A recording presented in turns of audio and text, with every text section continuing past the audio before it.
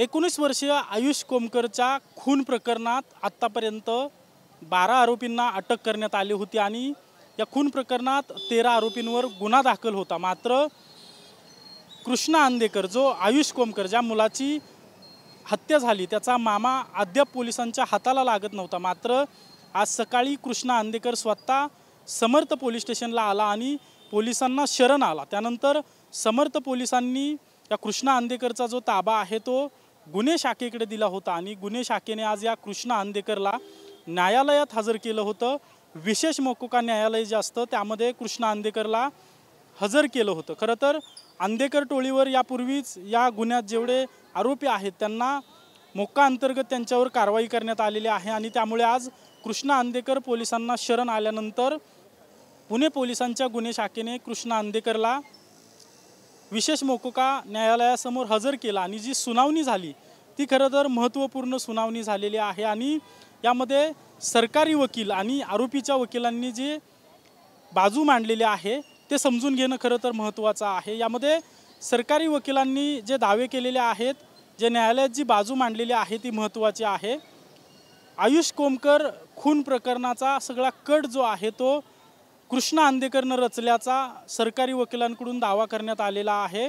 हा सगळा कट जेव्हा रचला गेला आणि या कट रचल्यानंतर या गुन्ह्यात जे पिस्टल वापरलं गेलं ते देखील कृष्णा अंदेकरने या आरोपींना दिलं असल्याचं पोलिसांकडून आणि पोलिसांच्या मार्फत सरकारी वकिलांकडून कोर्टात सांगण्यात आलं।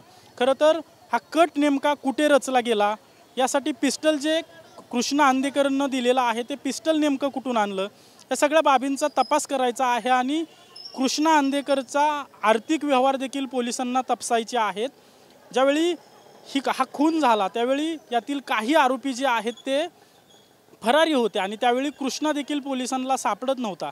जे फरारी आरोपी होते, जे मुख्य आरोपी होते ते आणि कृष्णा एकाच वेळी फरारी असल्यामुळे एका वेळी हे आरोपी फरारी होते आणि यावेळी फरारी असताना यांनी पुरावे नष्ट करण्याचा प्रयत्न केला असल्याचा दावा देखील सरकारी वकिलांकडून न्यायालयात करण्यात आलेला आहे। खरं तर यापूर्वीच जे 13 लोकांवर जो गुन्हा दाखल आहे त्यापैकी 12 आरोपींना अटक करण्यात आलेली आहे।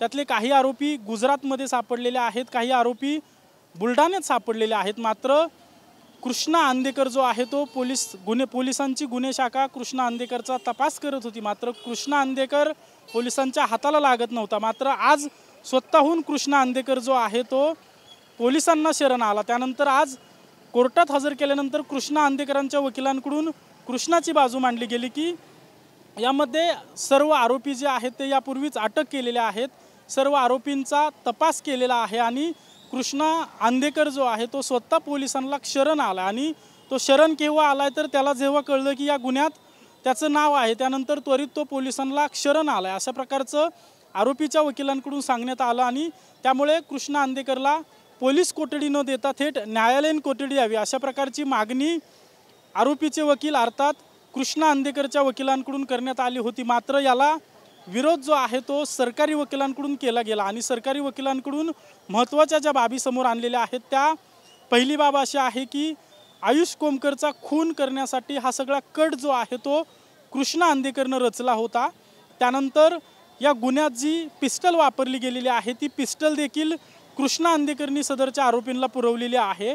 कृष्णा अंदेकर आणि हे सगळे जे आरोपी आहेत या गुन्ह्यातले हे एकमेकांना कनेक्टेड आहेत। त्यामुळे या सर्व आरोपींची एका वेळी चौकशी करणं गरजेचं असल्याचं देखील सरकारी वकिलांकडून न्यायालयात सांगण्यात आलेलं आहे। तर महत्त्वाचं म्हणजे या गुन्ह्याच्या अनुषंगाने कृष्णा अंदेकरचे आर्थिक व्यवहार देखील तपासायचे आहेत। त्यामुळे जास्तीत जास्त पोलीस कोठडी मिळावी अशी विनंती सरकारी वकिलांकडून न्यायालयाला केली होती। या सगळा युक्तिवाद झाल्यानंतर विशेष मोकोका न्यायालयाने कृष्णा अंदेकरला 2 दिवसाची पोलीस कोठडी सुनावलेली आहे आणि 2 दिवसानंतर पुन्हा एकदा या सगळ्या प्रकरणाची जी सुनावणी आहे ती कोर्टात होणार आहे। कॅमेरा पर्सन सुशांत राऊतसह अजिंक्य धायगुडे, TV9 मराठी, पुणे।